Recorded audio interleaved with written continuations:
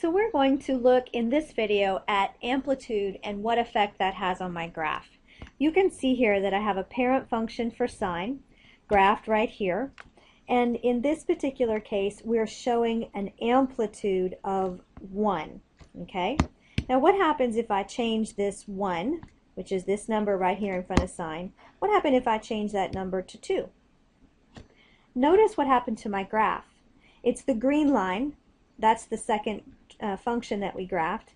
Notice that it's kind of stretching my graph out, isn't it? It's making my graph taller here for a maximum and longer here down for a minimum, isn't it? So if I were to graph, I don't know, let's graph 3. That stretched it vertically even more. What happens if I change it to a small number? Let's say, I don't know, 1/3. The red line is our parent function, and this time we are flattening it, aren't we? So the amplitude, or my number, which is right in front of sine, is actually going to change either my graph by stretching it vertically or compressing it vertically.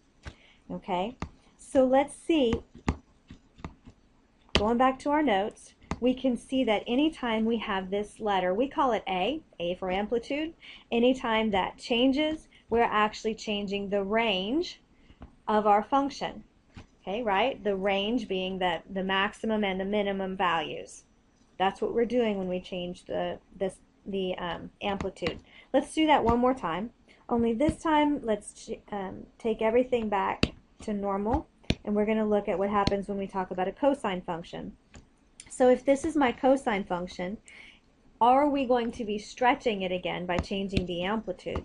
Let's just look at this.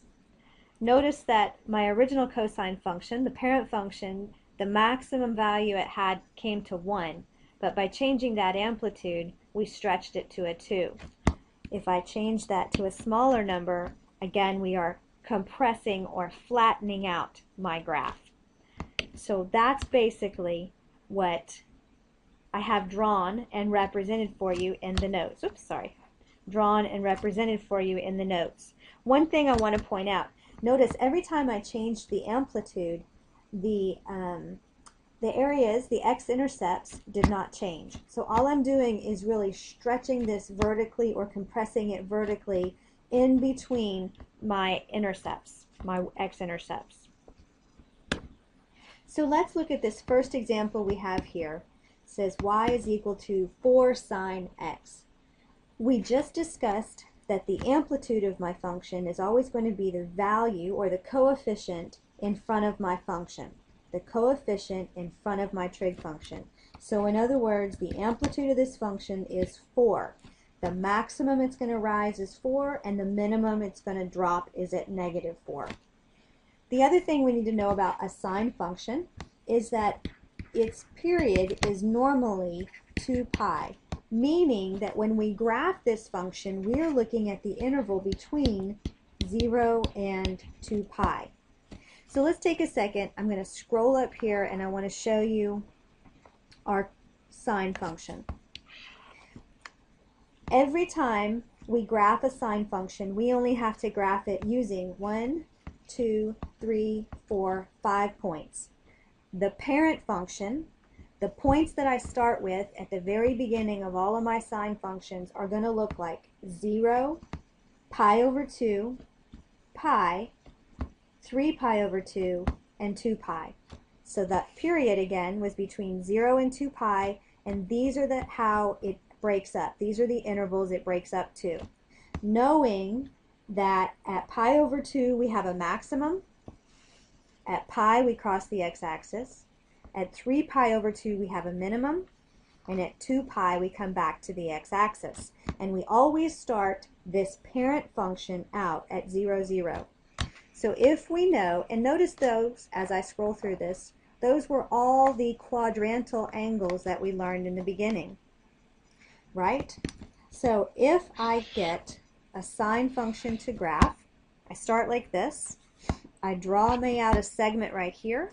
I know that this is going to be between 0 and 2 pi. Halfway between 0 and 2 pi is pi.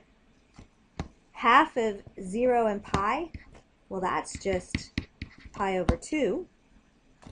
And if I am incrementing by 1/2, in other words, to get from 0 to pi over 2, it's by pi over 2, then I can come and add pi over 2 to this value, and I end up with 3 pi over 2. So this is how we're going to start laying out our x-axis or our intervals every time we graph a function, either sine or cosine. The next thing I need to address is the amplitude. The original sine function had an amplitude of 1, but for this function I know that this is going to reach a maximum of 4 and a minimum of -4. And that's all I have to do besides going back and actually plotting the points. Sine functions always start at the origin. So they always start on the x-axis.